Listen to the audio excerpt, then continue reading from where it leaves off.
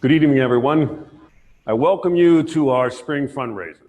It's been a long year for all of us, one of non-gatherings on Zoom, isolations from our loved ones, and for many desperate times. And while we gather via our beloved Zoom platform, once again, we come here not to give in, but rather to work together for hospitality, hope, and healing. We can't thank you enough for joining us this evening. I promise you it'll be a night filled with laughter, amazement at the talents of our youth, and deep, deep gratitude for your support. PBMR works for those who are in particular who have been impacted by violence or incarceration. We work to change the narrative that that's just the way it is. We're trying to make a difference. Our theme this year is a time to heal. As we move through the night, you will see the very many ways in which we are bringing about hospitality, hope, and healing. I invite you now to listen to the beat of the drums.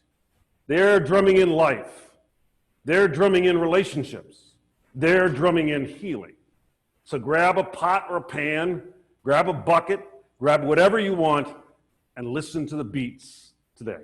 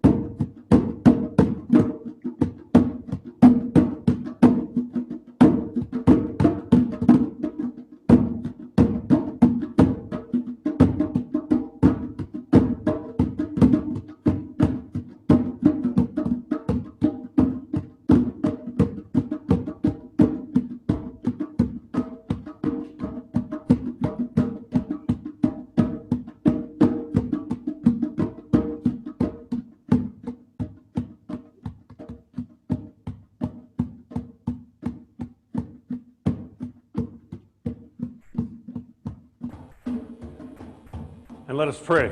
Let us pray together. Creator of all life, we ask your blessings this night as we come together from our homes, our communities, whatever place we're in. We come together this night that we might be a family of hope. We join our voices and our hearts and our resources in order that we might make a difference in the world today.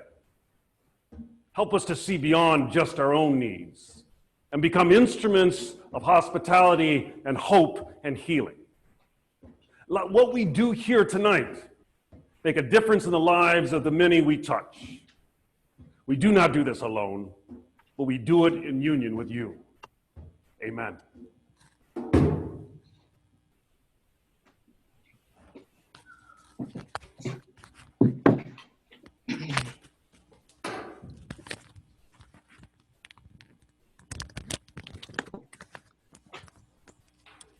A time to heal. Welcome, everyone. Hello. Yes, my name is Carlin Francois. I am the director of Sankofa Home. And I am Fred Weatherspoon, project manager and mentor manager. So tonight we will hear stories of healing and learn what our back of the yards Inglewood community needs in order to heal. from violence, poverty, trauma, lack of opportunities.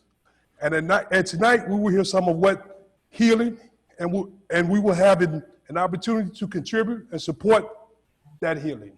Yes, and just a few housekeeping things. As we gather here in this virtual platform, Fred and I both are vaccinated, and many of our staff and participants are vaccinated and working to be vaccinated. So we do hope to join again one day in the near future for an in-person fundraiser. But until then, we're asking that you keep your mics on silent and that you would join in with us right at home in your living rooms. Our chat box, we want it to be live on tonight. Our chat box is where you're going to find links to our website, links to be able to donate and really join in our mission on tonight. Yes, please join. So tonight we invite you to join in on our mission. And we are helping our community, our nation, our world heal. There's no single source of trauma, and there's no single source of healing. But at PBMR, we are committed to people, and we call it relentless engagement. Yes. So this evening, our goal is to raise $150,000. This will begin to address the wounds in our communities. The work that we do with our individuals, our families, our participants, this funding here is essential in meeting those needs. So we really hope that you would engage with us and go ahead and support our mission on tonight. And there are plenty of ways for you to join us throughout the night to support this work. Check out the auction. It's a live linkage to that. Do we have the piece? Yes, do you see this? Yes, Fred? that's right. This is a Sankofa bird, and we're going to be so excited to share with you a little bit more about Sankofa and all that we are doing with this talking piece. So this one here is special. So they really want to check out that link, Fred, because there are so many cool things in and out half a dozen different times. In addition to that, there's a video, there's an e-store online that you can go to purchase the Sankofa bird and many other items that we have for purchasing. And there are ways to donate online tonight. There's a link at the chat box. Visit pbmr.org. Use a QR code at the end of each video. A QR code like the one will appear on the screen.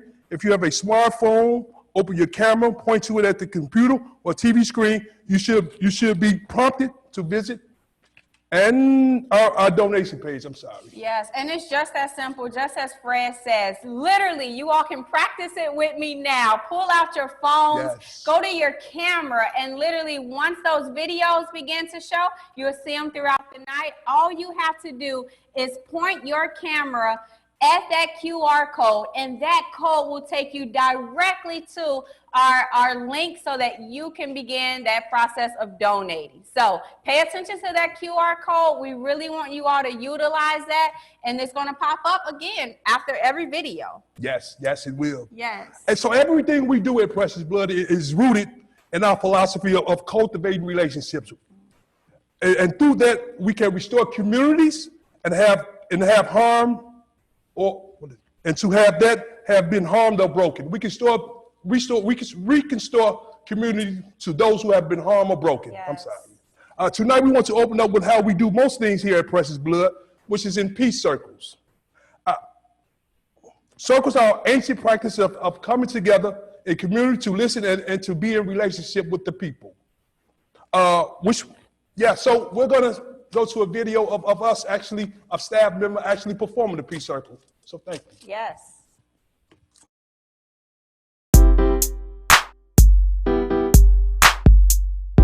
Welcome. We're at Precious Blood Ministry of Reconciliation. I'm so happy to see you guys. We're gonna do a check-in circle. You know, when you go into circle, it's a ceremony. You come into what we call a sacred space. So if you don't mind, I'm gonna ring us in with the bowl. So get comfortable.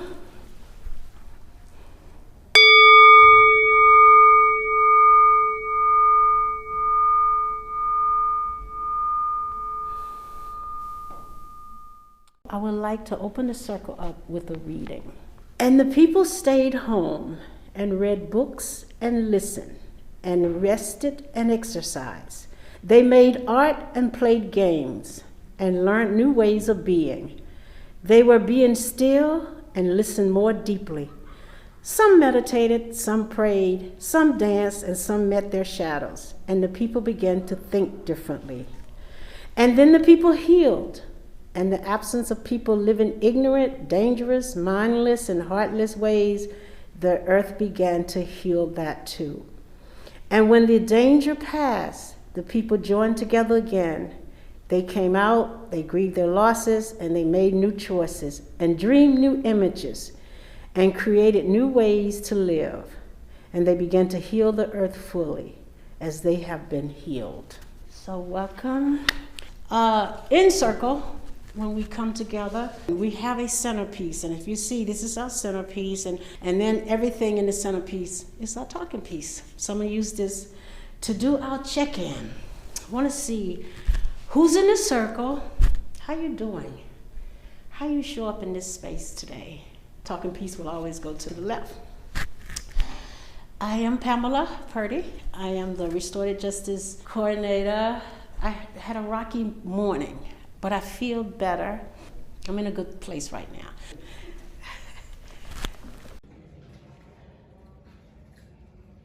My name is Pariah, and my position is the Women and Family Advocate. I feel really good. I'm happy to be here in this circle. Yes, thank you. Hello, my name is Angelica. I work at Precious Blood as our wellness coordinator. I am doing okay. Sometimes in the spring I feel a little bit melancholy, but I'm really grateful to be just in this space and part of something that makes an impact.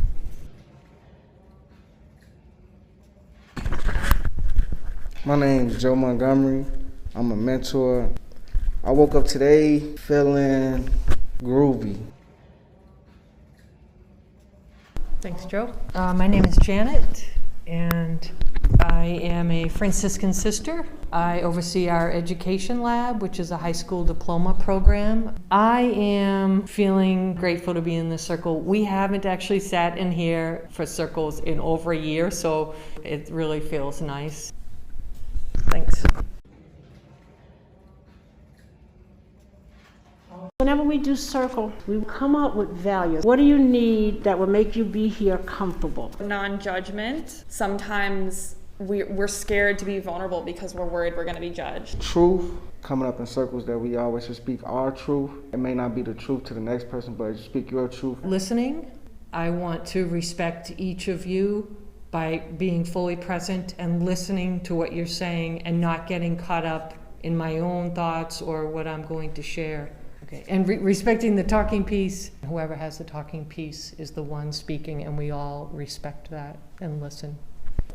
Circles are stories, our stories. It's just my own experience. So when I'm speaking in a circle, I'll use I statements. I can't speak for all women. I can't speak for all African Americans or all people from North Carolina. I can only speak from my own experience. So I will feel safer if I know that everyone is using I statements in the space. And of course, confidentiality. What's said here stays here. I think respect for me is key because I statement, Pam. I feel that everyone wants respect, and I feel that everyone deserves respect. That was great. Thank you so much. Because it's really, really important that we understand what this means when we say restorative justice, peace circle. It's about relationships. We build relationships with one another different ways, but as we continue in this space, we will continue to learn more about each other, and the more you know about each other, the closer it brings us in trying to form that community.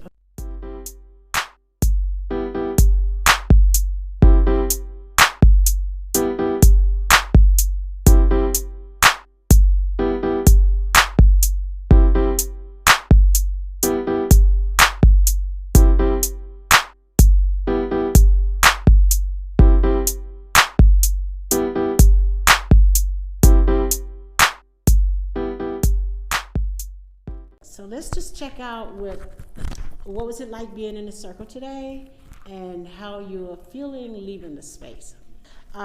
thank all of you. It was my pleasure to be in this space with you. I'm leaving it feeling so much better. Today was just beautiful. Like Sister Janet said, it's been a while since we sit in space. So I'm leaving feeling blessed. I'm leaving the circle feeling refreshed. What we have in common, looking at our values, and I think that's important, that we're all on the same wavelength. I'm checking out in touch. Totally agree with just seeing what unifies us as just human. I leave this space feeling a little more energized, a little more energy. It seemed difficult to just leave, saying goodbye, something like that. So I'm just gonna say, just see you all later on today. Hey everyone, Janet, and I'm checking out. I feel really connected to everyone here, and I'm so grateful. You know, sitting in circle, I don't know, no matter what is said and what's shared, I don't know, something changes in me every time I sit in circle for the good. And it's just delightful to be with you all, even this short time. I will now bring us out of this space.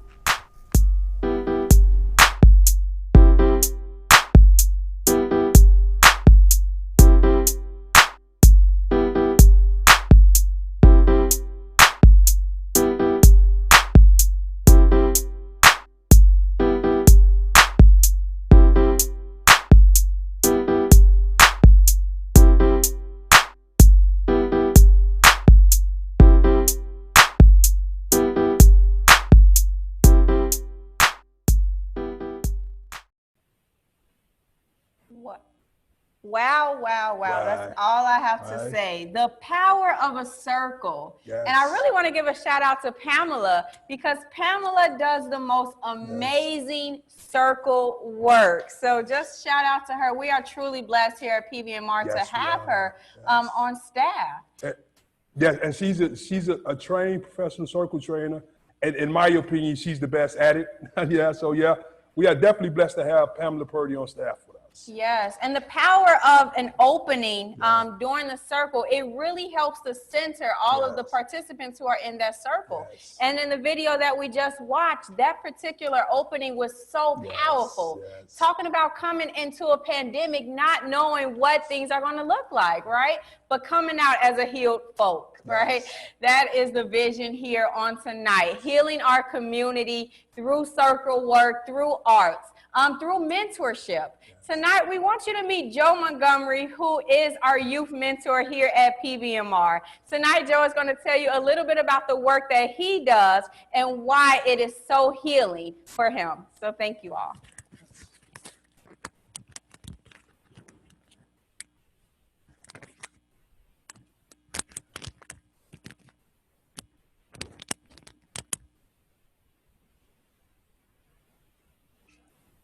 I can see him? Yes, thank you. Hello everybody, my name is Joe Montgomery. I'm a former youth at PBMR. Now I am a mentor teaching the youth.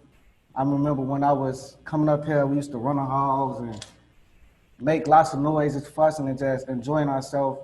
I used to think like, this is like our second home. Like, so we gotta treat it as if we wanna keep it. And you know, when Father Kelly come out screaming at us, you know, it's like our parent just, you know, getting on our back and just having a little fun.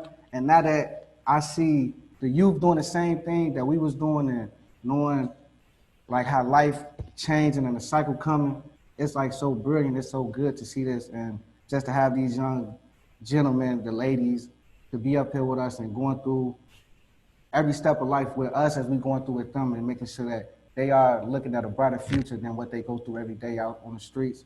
And me, myself, coming from where I came from, I'm just proud to be around them, around the staff, to be a mentor and actually be more a part of my community, making it better, the best way I can, and just, you know, bringing smiles again, because we miss it. We need it. We are the future, and in order to be the future, we got to come correct. So, thank you. Well, thank you, Joe. Joe actually works with me in the mentoring program. Glad to have him. Like you said, he's from the community, so he's really invested not only in Precious Blood, but he's invested in the community. And I really, really, really appreciate the services that he provides to the youth. Right? They look at this young fella. He's a couple years younger than me. Right? So sometimes they need people more closer to the age that sort of reach them and touch them and to sort of be more impactful than others. So yeah, I really appreciate Joe. Thank you, Joe. Yeah, and just to even add on to that, Fred, I think that's what makes PBMR so unique. Yes. The fact that we have participants who can say, I started off as a participant here, and now I'm on staff, right? Yeah, and I'm being who I had growing up. Yes. So yes, shout out to you, Joe, and continue doing the great work that you're doing here at PBMR. Yes. So one of the more new and interesting things we have developed is a music program. I like it, but it's not about me. It's about the youth and the participants, and they absolutely love it. So we have a quick video we want to share with you. Here we go. Yes.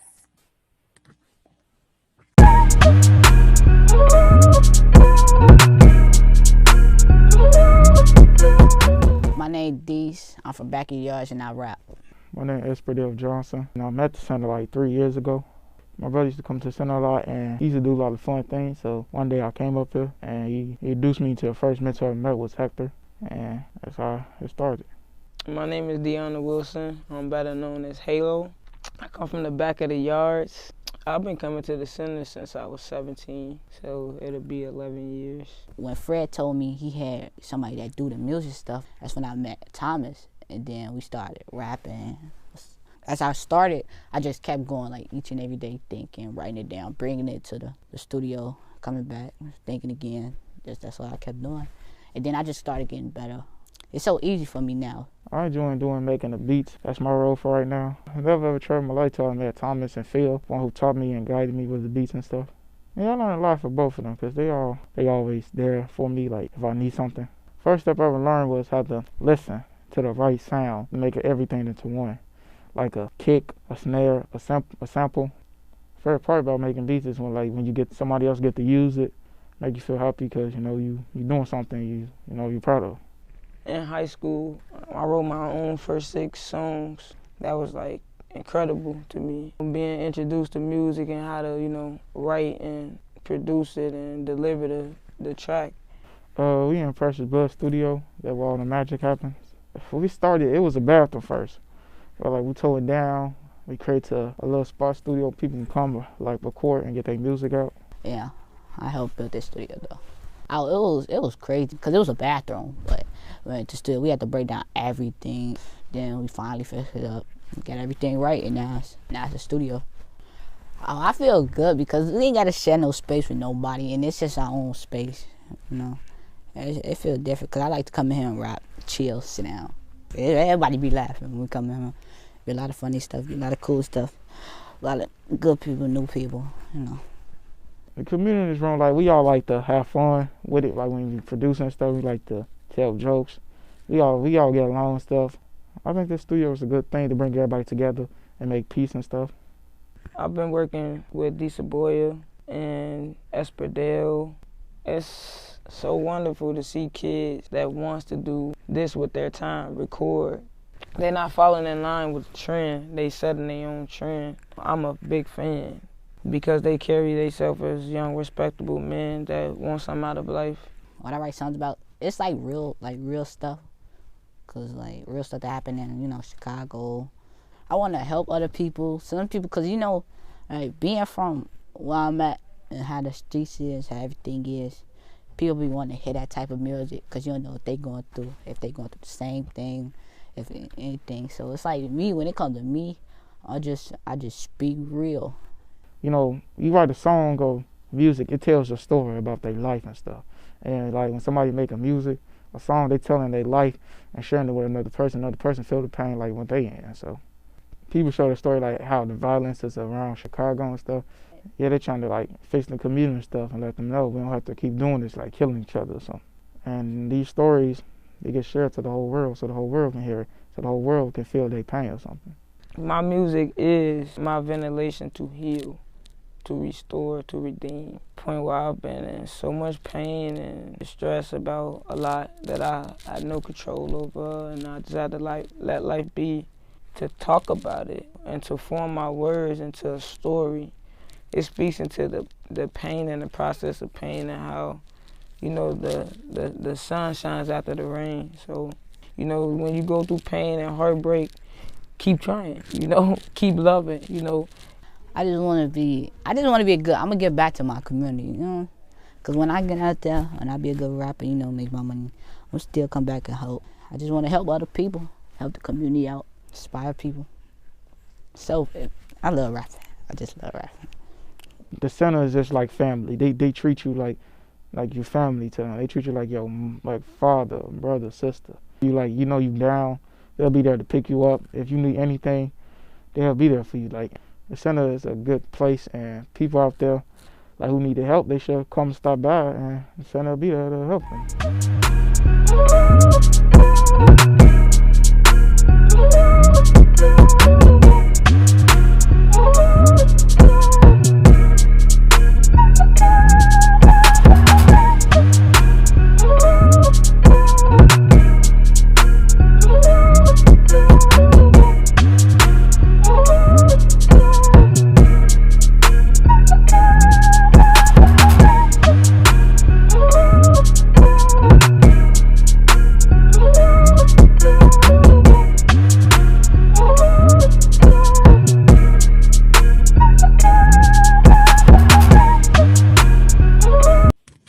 Now, if you've enjoyed that video, we have a special treat for you. Here is Halo, and I don't want to say any more, but just check this out right here. I have met people everywhere in the city, and I've always told them about Precious Blood. You know, I seen a kid at a gas station way east by Lake Shore. He was asking me for some things, and I was like, hey, you got a pen? He was like, huh? I'm like, do you have a pen? You got paper? Because I'm finna write down whatever he's struggling with. I'm not just the type of person that can handle all his needs. So I'm like, come to the center. You can find case management, you can find mentors, you can find programs, and at his age, I was like, it's perfect for him. Having people that did that for me as a youngin' and growing up having mentors and case managers and counselors and things like that, helped me console and recognize, like, you're human going through what you're going through, and you're a strong person, and we believe in you. You know, we looking up to you.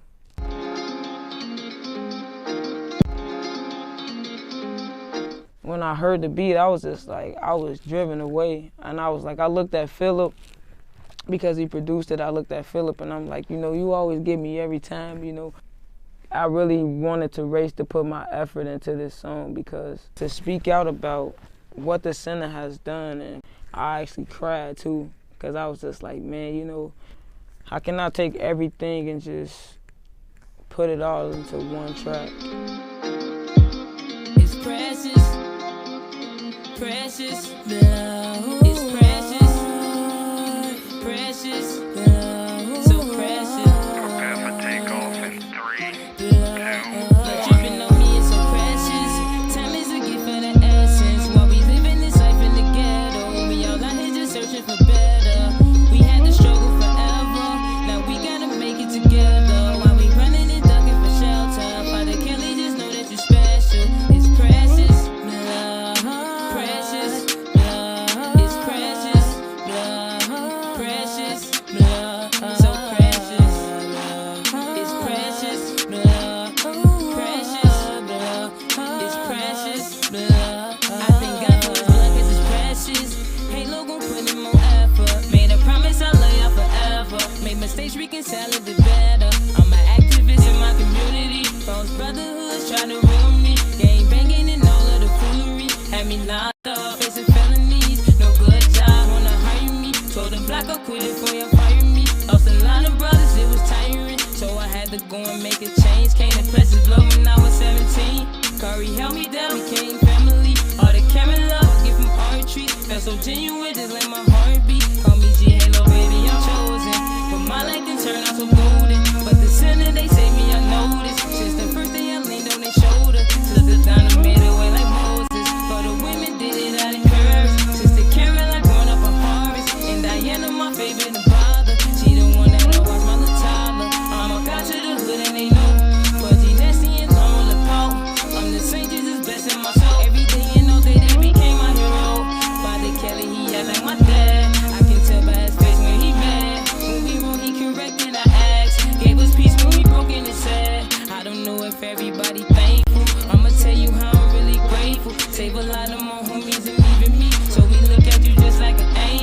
It's a blessing to break through a curse. We all been through the good and the worst, but we living to serve a good purpose. It's a beauty, we angels on earth. Chili Fred, Phillip, y'all my mans, and don't need to real understand. All my mentors, they kept me advanced. I thank God that y'all took on my hand and knew some of y'all wouldn't let go. Yeah, Black Lives Matter for sure. Never give up your fight, keep it going. Never give up the fight, keep it going. Your dreams will come true, pray and get on your knees. Look out for family and do some good deeds. Let the love fall and grow up like a tree. Precious blood, help me be all I can be. I'm a star so everybody look up to me. Surviving that jungle, I know I'm a priest. Ain't no love in the streets, it don't come with no peace. Violence and riots and guilty police. Make the silence and stand up for what you believe. Keep a smile on your face, keep your faith. It's a God up above, and I know He put favor in me. Fly like a butterfly, sting like a bee. Blood dripping on me, it's so precious. We all get there and search for a treasure. Better recognize time is precious. Need to recognize life is precious. Yeah. Blood is precious. Blood, precious blood, so precious. It's precious blood, precious blood. It's precious blood.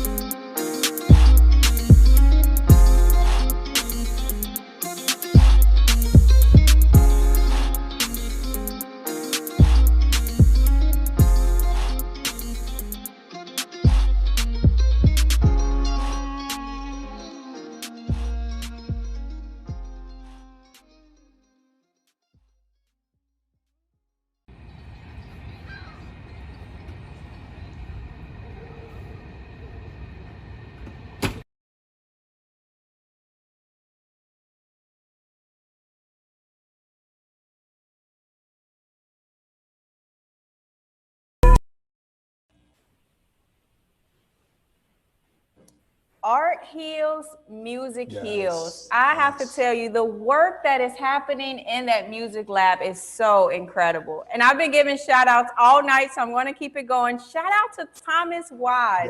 Yes. Came in as a volunteer and have really heard the concerns, the needs of our youth. And I think that's another thing that makes us special. Our youth said, we want a place where we can do music. And Thomas is like, all right, let's make it happen. Thank you, Thomas. Yes, thank you, Thomas. I want to point you all's attention again to that QR code. That QR code is so important. If you enjoyed Halo's video, if you enjoyed just learning more about our music program, use that QR code. Go to that link. Keep the chat alive. Go ahead and get registered. Go ahead and donate. Support this ministry. I learned an interesting fact today, Fred. You want to know what that is? And what was that? Just about all of our equipment in that music lab is volunteer equipment. Yes. Imagine what it would be like if Precious Blood was able to own all of our equipment in our music lab. From our software to our drums. Powerful, right? Incredibly powerful. So use that QR code, you all. Go ahead and donate. Please, we need you. Yes. And Thomas needs his equipment back home. Yes, he does. Bless our volunteers, though. Absolutely. Fred, I want to just highlight you for a moment because you've been here at Precious Blood for how long now? It's been 2 years now. 2 years. Yes. Quick 2 years. Right? It went like that. Yeah. Wow, I hear that. And you serve as the Mentors Program Coordinator. Yes. Can you tell us a little bit about what's healing about mentoring? Well, for me, I think there's a couple things, first of all. Number one, to me, is one of our guiding principles, right? It's relentless engagement, right? We are a relentless relationship-based place, right? And how that plays out is I've studied a couple mentoring programs. I've observed a few of them. And what makes us sort of different and unique, in my opinion, is the way we do it, right? So for us and for me, engagement means consistent, everyday approach, right? So I tell people, I am in this space 6 days a week, happily, right? Engaging with youth and getting to know them as individuals, right? I firmly believe relationships are the core to most things that are productive and powerful in a person, right? Yes. So we take time to build these relationships and to cultivate these relationships with the youth, with the community, with the parents of the youth, and we stick with them, right? We place no judgment on behavior. We don't cast anybody to the side because they're sort of not doing what we think they ought to do at the time, but we stick in there with them. And as it has played out, You know, we're getting a lot of success. We're getting kids interested in school, right? Kids going to college, right? Kids looking to graduate from high school. Kids looking to be musicians. Musicians and kids engaged in all kind of creative stuff. In addition to that, we have created programs, art program, woodshop program, music programs that allows kids to actually come to our space. Social enterprises, right? Yes, man, yes. So they do this 5 days a week. We are, like I said, we are open 6 days a week, and they come and they engage in the process, and we are able to have conversation with them. We're able to interact with them. We're able to get to know these kids, right? And address their individual needs, right? Because everybody's different, right? So yes, that's for me, it's the principles, right? It's the radical hospitality, the relentless engagement. Those are the things I think sort of put us on a firm footing and sets us apart from other mentoring organizations and groups. And you said it, even with the relationship piece, the relationship building, that is so unique to have a participant walk through our doors and for them to know that they're going to meet Fred today. They're going to have a one-on-one relationship with Fred. I think that is just so incredible, and it's so healing to the work that we're doing. Yes. So, and what we're going to do is transition to a video of a couple of our youngsters. One is Fredo. He works in the urban garden program. He's been with us for a couple of years now, and we love Fredo, and Fredo loves us. Yes. Here's Fredo.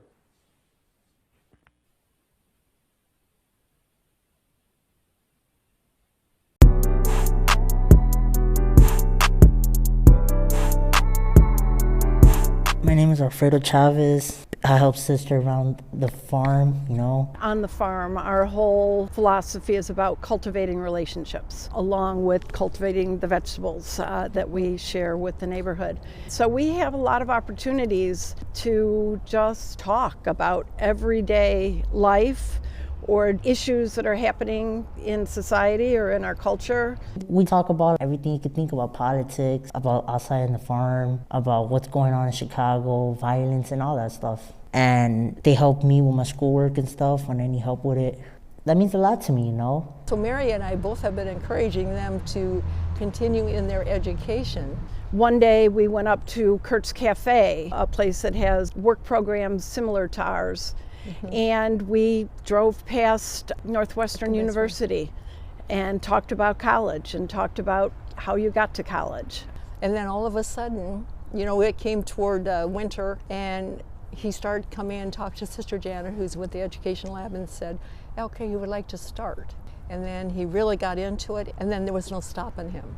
It's amazing, and it's just wonderful to see that. Fredo came to the Ed Lab in the beginning of December. He had been going to school at Richards High School, but his attendance was really sketchy, and I don't think he was real comfortable there. So it wasn't really working for him. So Fredo came in and immediately started getting at his schoolwork, and he has been one of the most dedicated students we've had. Ms. Kennedy, the principal at Richards, who we have been in contact with, has always said if he showed up at school, he was a pleasure to have. But there was an issue about him showing up. My mom passed away 6 years ago, and I was very just lost. I didn't know what to do. That's probably one of the reasons why I stopped doing my work and stuff, because I used to be an honor roll student and everything when I was elementary. She would always take me to school in the mornings, wake me up. I used to be on track and everything, but as soon as my mom passed away, like I said, life changed for me, you know. But as soon as I came to the center and stuff, everything changed. I tried to improve more little by little. When I came with my brother 5 years ago, it just felt very different, you know. You came here and you just felt more like before my mom passed away, like, wow. The two boys were going to go for a memorial for their moms to the cemetery. And so Fredo asked if he could have one of the marigolds that we had planted. I mean, we had lots of marigolds out here. And if he could have one of those, he was going to give it to his grandma. And I said, oh my gosh, yes. You know, so we potted one up. And that was just touching. I think the community that we're in and the way Precious Blood welcomes and invites people in, and as I said earlier, you know, really invites people to succeed. And we stand there and support them in that. He has all A's. He has all A's. So this is a student that was in high school, the local school, wasn't working out. We could tend to write students off. And he has 4 A's in this. He is succeeding, and he is realizing his goodness and his capability and his potential. And that is hugely healing. Yeah, my goal is to get my diploma and stuff. That's the first step. And I'm almost done with everything. I just need like a couple more courses. Just keep doing it. Because if I stop doing it, then I'm never gonna finish.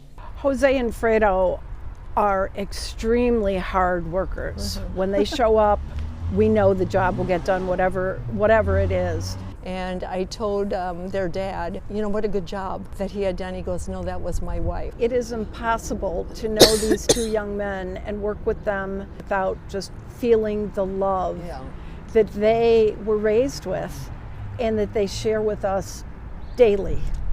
Right. Yeah, because we said, what do you remember about your mom? What are some things you remember? And Jose just goes, the way she just loved us. Just the way he said that, just like that. And oh my gosh, it just took your heart away. Just the way he said it. So there was such a great relationship. Sister Mary and them, Sister Janet, they played a big role in my life, I wouldn't be the person I am without their help, and I appreciate that. I can just vision, like in 10 years, this getting bigger and bigger, growing the community, because it's growing more and more, and the years go by, you can see it grow even bigger. Well, that's what I hope.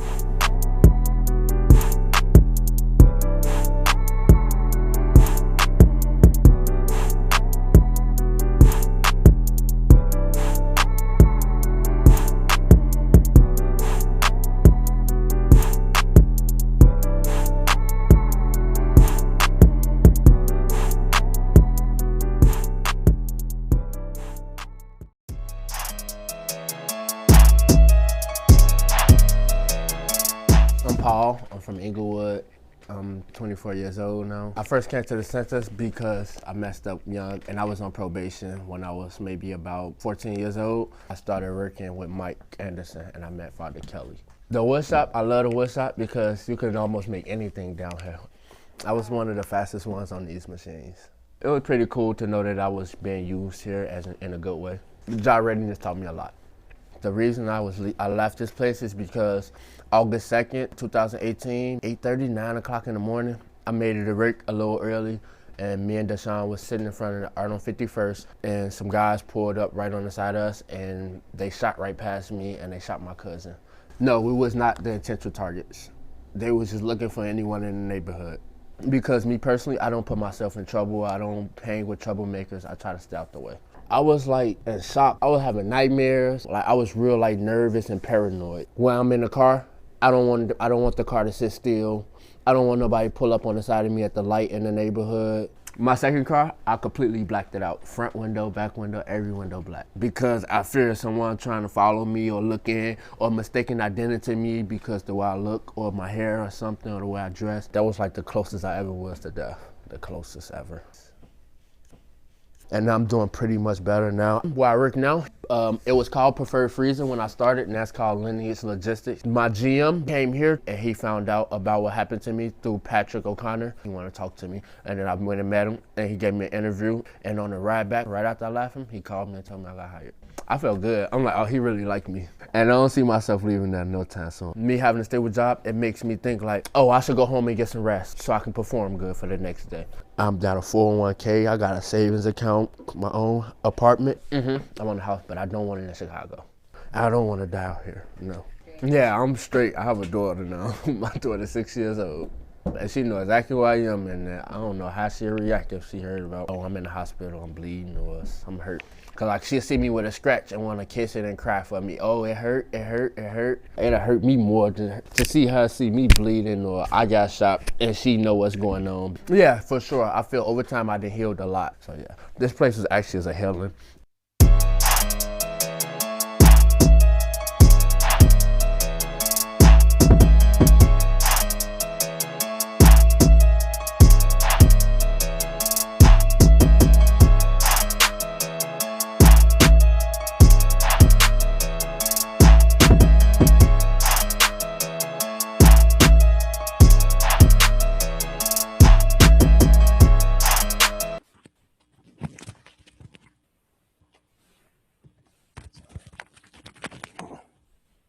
Alfredo, Paul, now that is healing. Yes. The work that is happening in our education lab, in our garden, I mean, it's incredible. Best urban garden in the whole city. Yeah. Probably the state.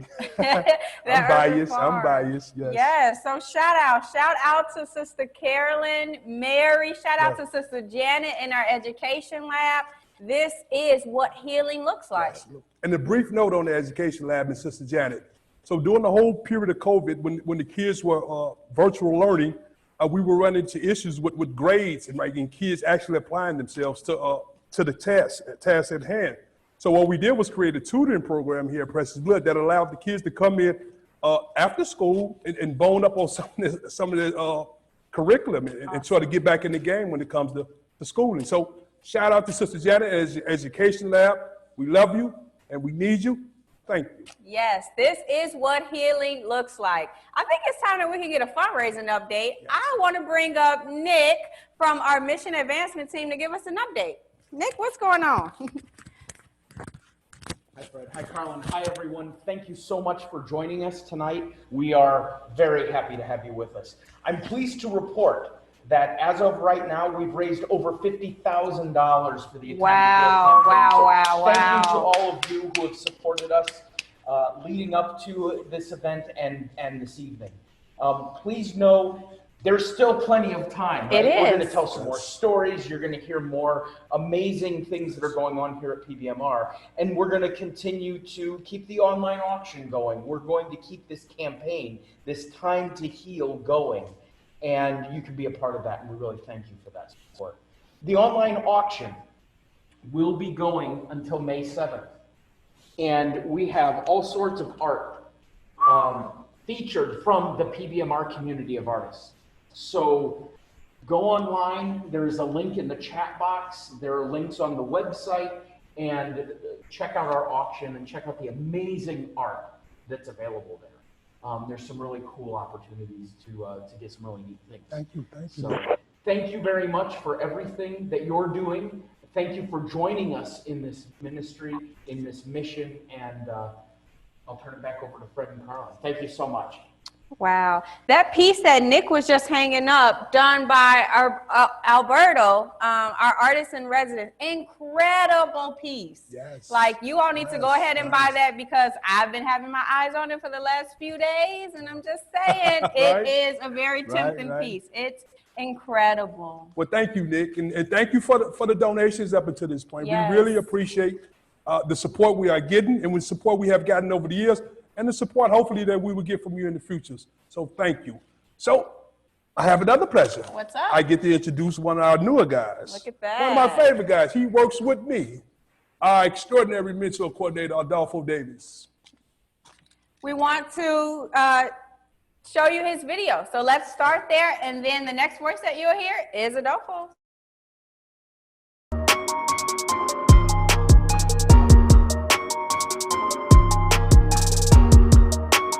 How everybody doing? My name is Chef Adolph, and today I want to cook how we cooked in prison. We had to come up with creative ways to cook our food, so one of the ways that we decided to cook is like you take a stitching cord and you put 2 paper clips inside the stitching cord. Now in prison, 4 of these paper clips cost $1. Now all these items is on commissary. The chips, the peanut butter, the cookies, the rice, the turkey bites, the summer sauce on commissary, as well as the cheese. Bananas, they pass out. The onions and green peppers, these cost $1 a bundle. So we'll keep these in a bag, set them in the water. Some people would just keep the whole summer sauce and throw it in there. I don't do that. What I do, I take a little bag. Well, you really can't have a knife in prison, but you can buy a plastic knife for $1.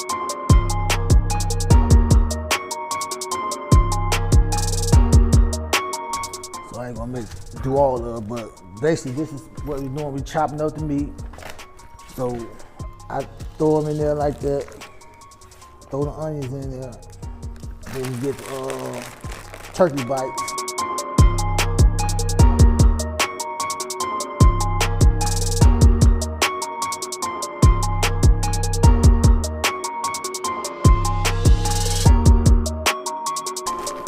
drop that in there like this.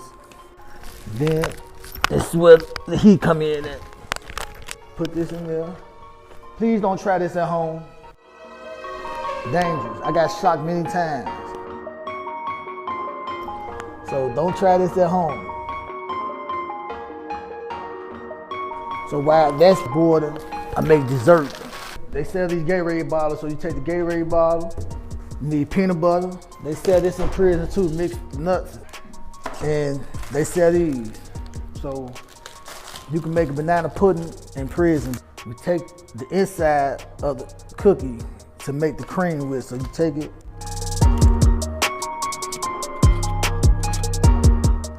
So you're gonna go through that whole process to get all the cream up out of here.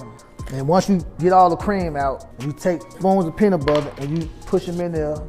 Now this process is kind of messy because it's kind of hard getting in that little hole. But this is what you got to work with in prison. So I fill this bottle up with water and set it right here, and it heat up. Then once it get hot enough, then I pour the water in there,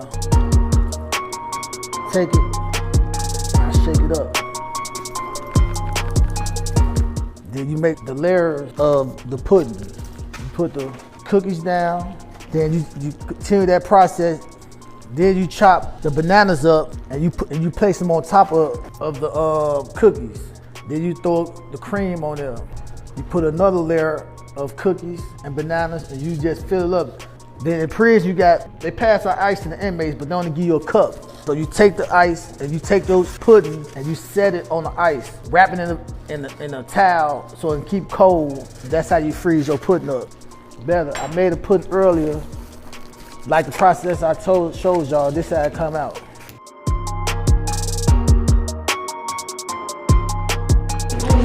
They gonna smack my mouth.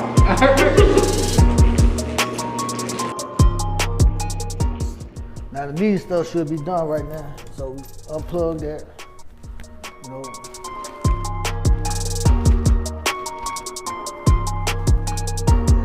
The rice should be done.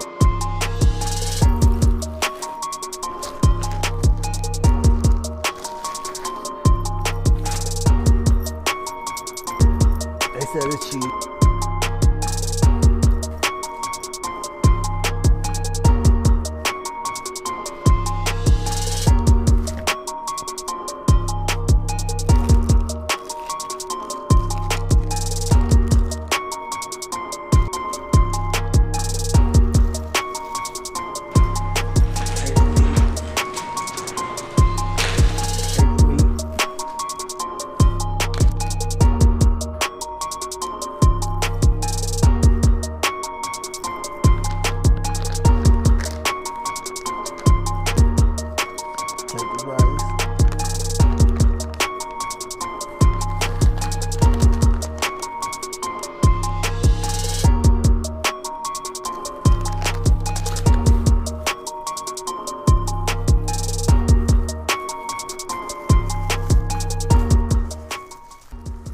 So this is the burrito.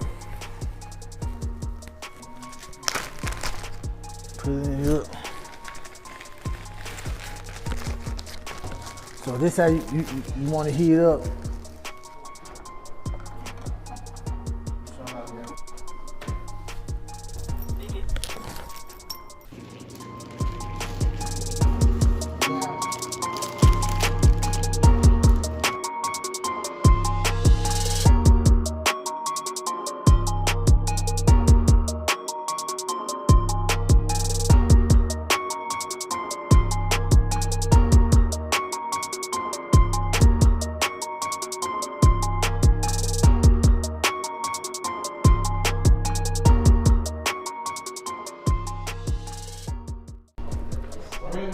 That's the penitentiary meal.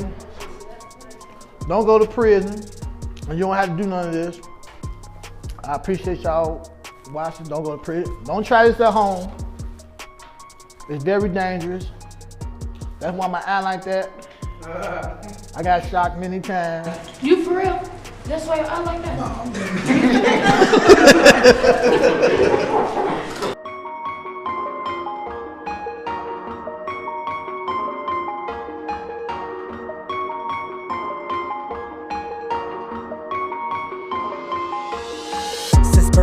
I got it. 29, surviving. Came home and got it. Restore, no violence, no justice, no silence. If not, we riding. Our kids are dying and mothers are crying.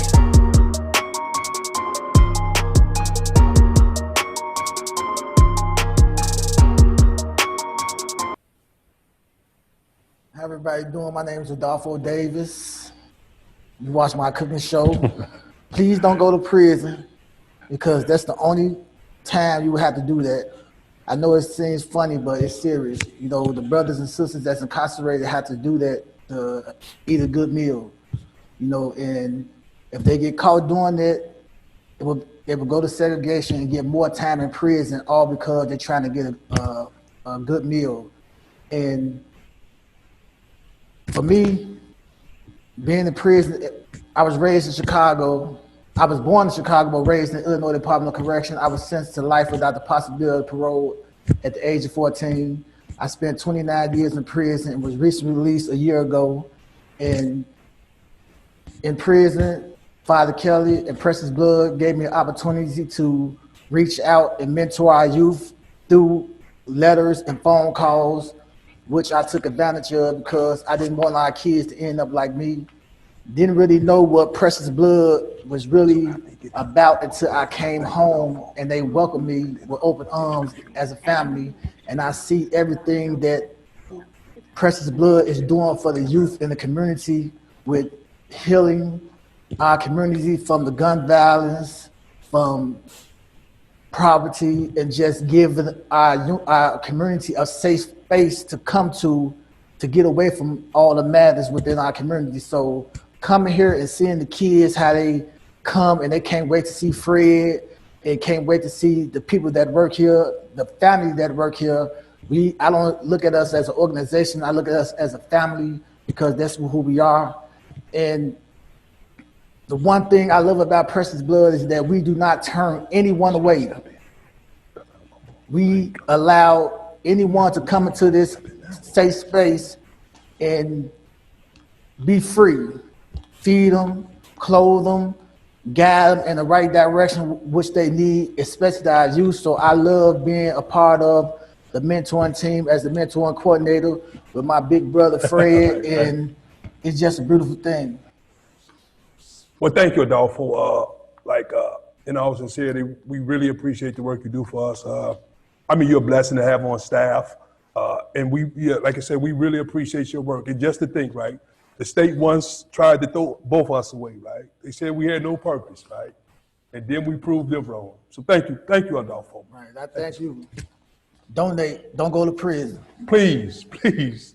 So there's another, I have the pleasure, the opportunity to introduce a colleague, a close friend, a woman who I admire tremendously. She's the director of our Sankofa House, the wonderful, talented Carl. Thank you, Fred. Yes. Honestly though, y'all, I really have to pause because Adolfo and that sharing, like, watching the video, it's like, okay, yeah, he's making us laugh and he's been entertaining, but this stuff is serious. Yes. It is really time to heal. Yes, it is. So sorry, I just had to pause and say that. But thanks, Fred. Thanks for introducing me and whatnot. Absolutely. I think it's clear the respect and admiration I have for you, and I am a big, huge fan of yours. Oh, stop she's only 20. She's just getting started. Yes. He put my age out there, y'all. I'm sorry. But yes. So tell us more about the Sankofa House. Like, it's for women. It's for women with children. So tell us about it. Yes, Sankofa Home is one of our newest projects, one of our newest programs, missions. I think mission is the strongest word we can use for it because this is not just a program, right? This is a way that we are fulfilling our mission, fulfilling our vision here at PBMR. Yes. I remember when Sister Donna walked into my office and she was like, Carlin, I have the perfect name for this transitional house. And I was like, okay, Sister Donna, what is it? Shout out to you on tonight. Sankofa Home is what she said. And we knew right then and there that it fit so perfectly. The idea of Sankofa, women having to look back at their past, the trauma, the resilience, all the places in which they have hurt and needed to heal in order to move forward. So we're excited about this new house that we have, this new opportunity to help women through housing. And I'd love to you all to know more about this project through the video that we're getting ready to show. So check this out. Enjoy.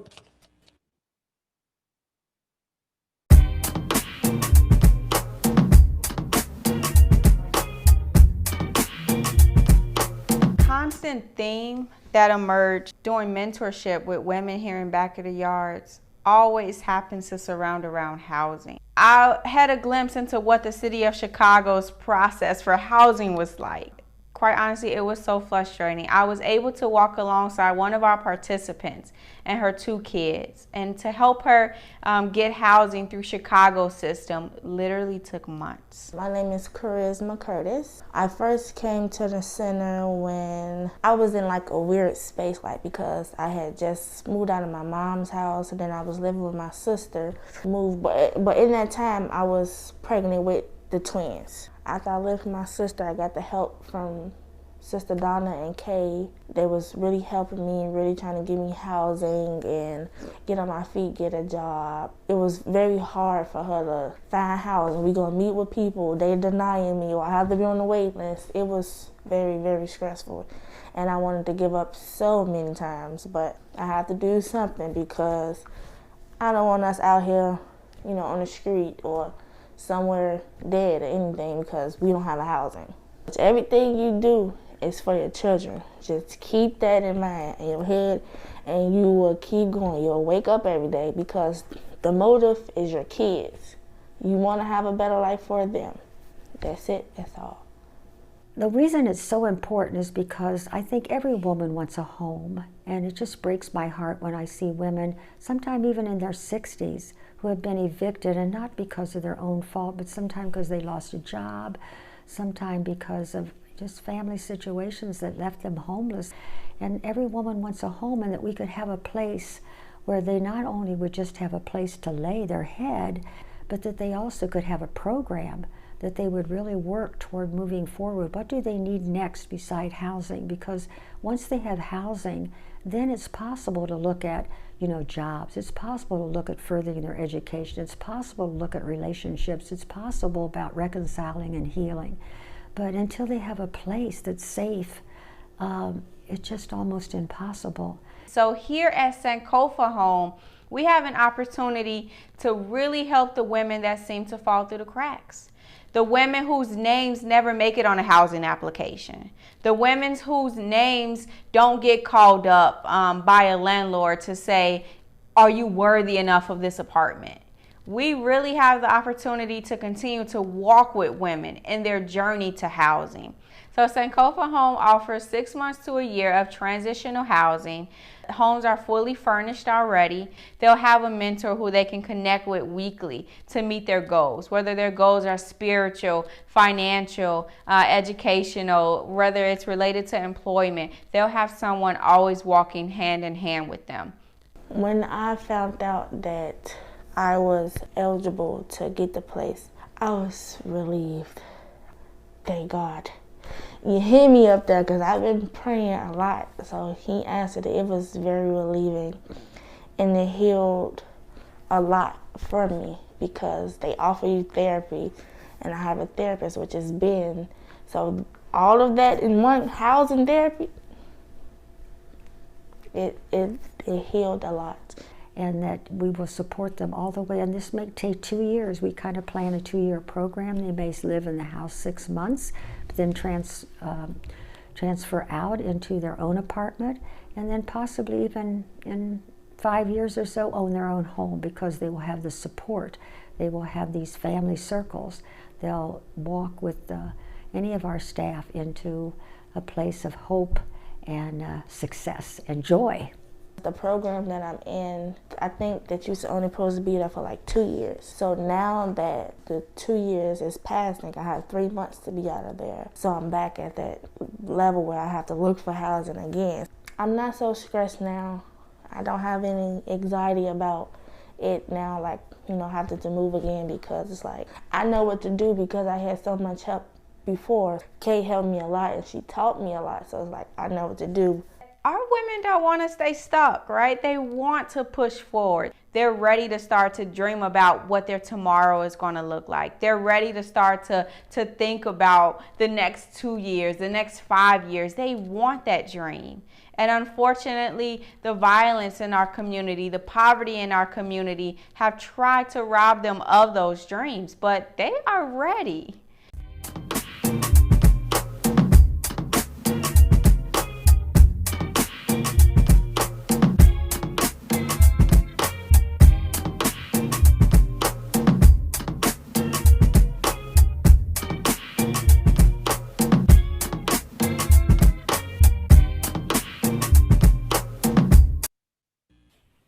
We are so excited for the hope, the hospitality, and all the healing that's about to happen at Sankofa Home. You've heard it. You've heard Charisma's story from herself. But now we want you to meet Ashley. Ashley Young has been connected to PBMR for almost 3 years now, and she'll like to tell you a little bit about her story, her journey, and what healing looks like to her.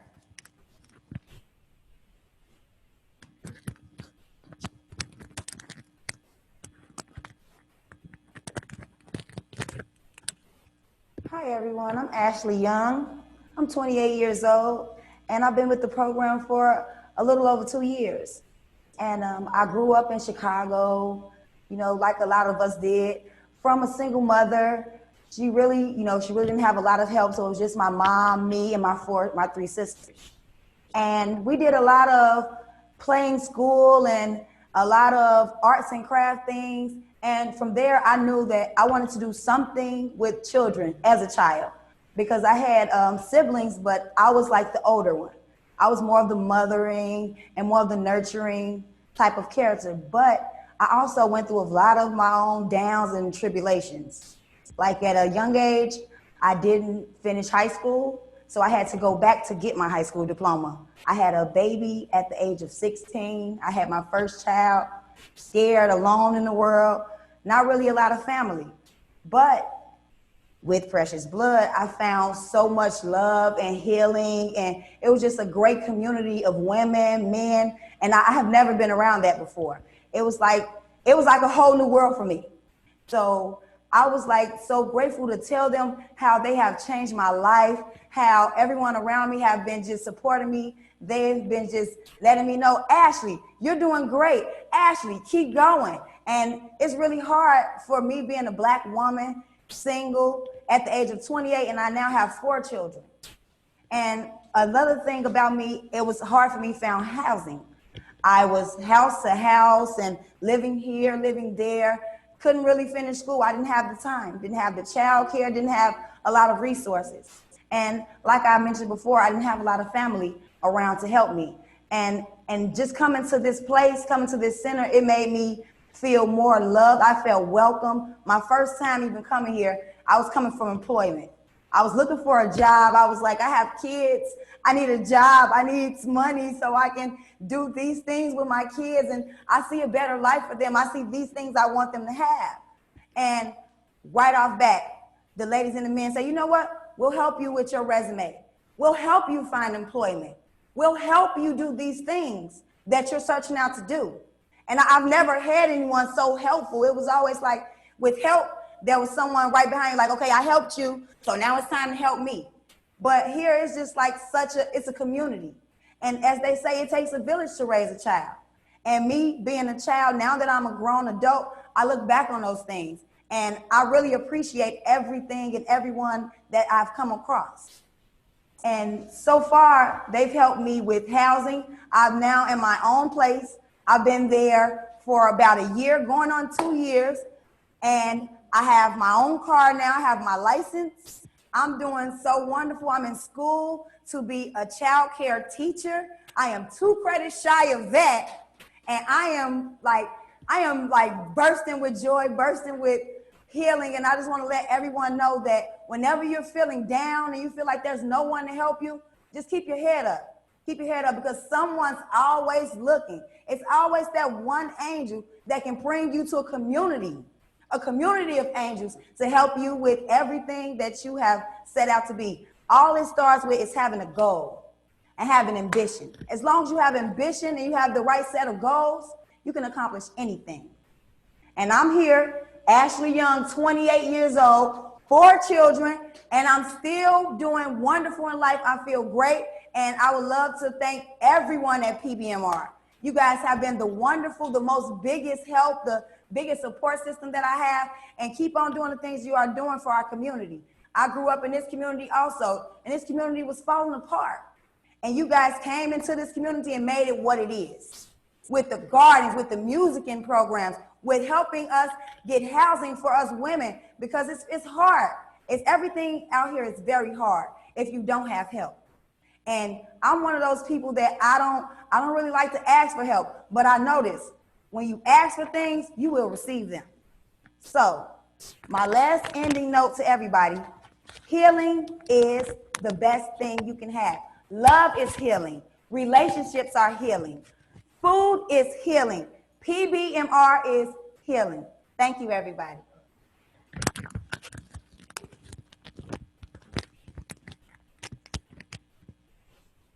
So sometimes people ask, Kelly, how do you keep doing this? And it's people like Ashley that allows us to keep on doing this. So thank you, Ashley, and thanks all those who have gone before us. The other thing that really keeps us moving forward is something we do called the Kinship Award. And it is something we do every year, and it's based on relationships, because we know we don't do this alone. And it's really about the relationships in our own lives, those who have gone before us, who have really taught us how to be our best selves. And this year, we really wanted to honor our elders. You know, part of restorative justice is all about knowing where you come from and using where you come from in order to go forward. That's the whole Sankofa bird, is the bird looks back, sees where they came from, and then moves forward in a better way. And so our elders teach us. We stand on the shoulders of our elders. And so this year, we wanted to honor all our elders. We have 3 elders in particular that we really wanted to reach out to and honor in a very special way. Shedrick Sanders is one of our elders who really has been there for us. Dorothy Burge is someone who has always been there. She comes to the center. She's part of our circles. And Tamil Black is 102 years old and still an activist. So Cedric has been a part of PBMR for a long time. He gives us his deep, deep wisdom and his experience. He comes and he talks to the young people with passion and directness. He is a restorative justice leader in our city. And he comes to Precious Blood, excuse me, to really reach out to us. He works for CPS in the schools and really is a part of many young people's lives. And so we honor Cedric. The other person, Dorothy Burge, is someone who has always been there for us as well. And she is an artist, she's an activist, she's always willing to share her experiences and her passions. She's dedicated to nurturing our young people and really come to know them and their history so she can then impart her history and the history of the Black women and Black men in Chicago to these young people. She's a community activist, and she's a powerful woman and an artisan. She does these beautiful quilts, and she shares these quilts. In fact, she made a quilt for the Sankofa house, and she's going to dedicate that quilt to the Sankofa house and all the women who are going to go forward in that house. And then there's Tamil Black. He's 102 years old.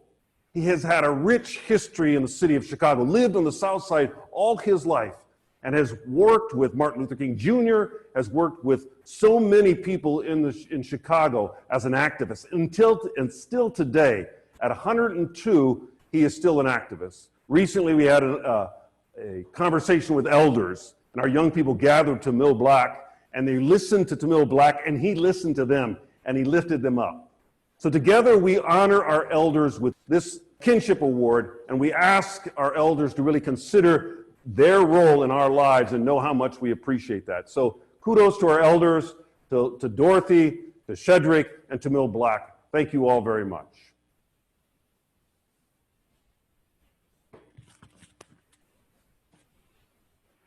Hi, my name is Nick Schaefer again. I'm going to bring you one final fundraising update.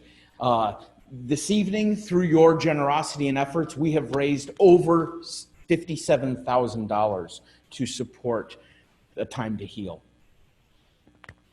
Oh, I'm sorry, 59. I'm getting the hand wave from the back. That's great news. 59,000. That's wonderful. So thank you for that generosity. Thank you for being with us. Thank you for visiting our online store where you can pre-order some of the merchandise you've seen tonight with our new logo, with our healing theme on the aprons, on the tote bags, on the shirts. Thank you for visiting our online auction. The online auction will stay open until May 7th to give people time to bid and share it with their friends and family, and then we'll close that out. And we'll stay in touch with all of you in the meantime as that continues to go on. We're also going to keep the Time to Heal campaign open for about approximately a month to try and keep these stories coming to you. And we'll share those by email in the newsletter and on our website. So please stay tuned, because this journey of healing, it's not about one night. This is the start of a process. So we want to thank you for being with us. Thank you for joining us and your support. Thank you for being a partner in the work that we're doing here at PBMR. And I'll turn it back over to Fred and Carlin. It's coming to an end. Yes, sadly, right. Thank you, Nick. Thanks for being my co-host, and I'm being your co-host. Well, This has thank been you. fun. Right, I agree. This is nice. I like it. Yeah. We need to do it more, right? Yeah, hopefully, though, our next fundraiser will be in person, right? Yes. But we are so thankful for everyone that have really tuned in to our mission on tonight. All of those who have given, who have volunteered, who are now on tonight after knowing what we're up and what we're doing, are making a commitment to say, I want to be more in tune with PBMR. Yes, so. I agree. Like, thank you for joining our mission. Thank you for spending some time with us. If you're new to us, we have a story to tell, right? And thank you for joining us for the first time. So now we want to turn it over to Father Denny for final prayer and for closing. Again, thank you. Thank you all. Well, we hope you've been enjoying this time with us. We thank you for stopping by during our virtual fundraiser. I'm at the south end of our PBMR campus, and here there used to be a huge church, St. John of God. Now that it's no longer here, we wanted to reassure our neighbors that God hasn't left, that God is still here. We constructed a cross, and people stop by. They'll take pictures, or they'll have a moment of reassurance, or they'll pray. So we pray here at the cross.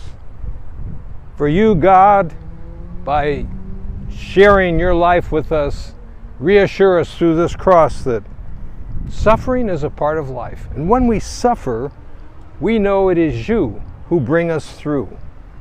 You're the one who often makes a way out of no way, and that's how we know that all that we've accomplished here at PBMR is really the work of your hands. So we just want to thank you for helping us to be about the things that you would have us be about.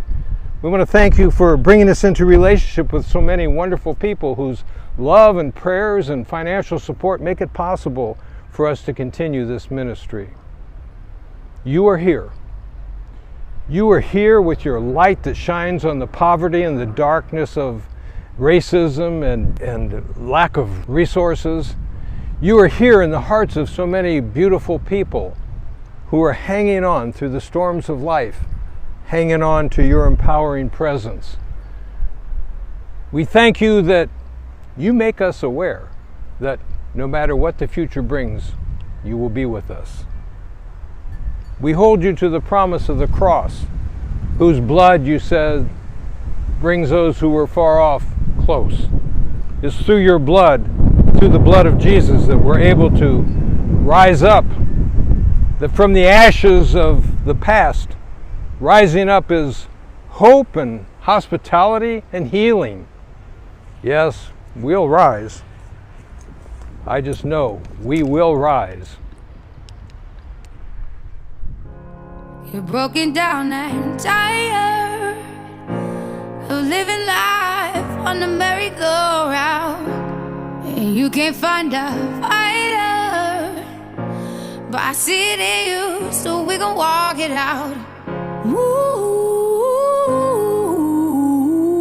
mountains. We gon' walk it out and move mountains.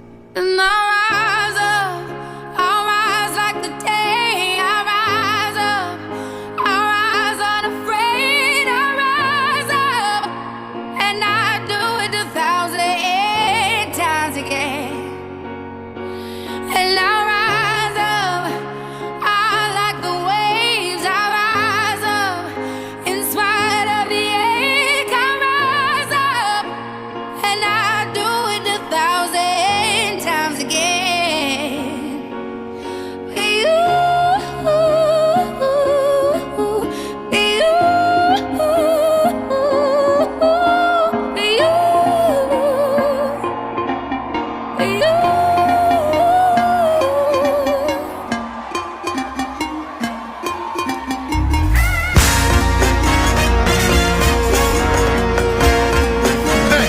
Let me hear you scream!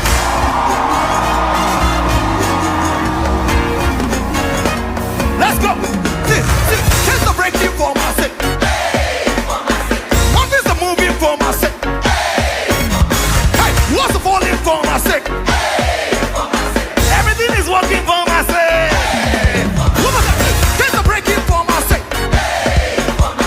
What is the moving for my sake? What's the falling for my sake?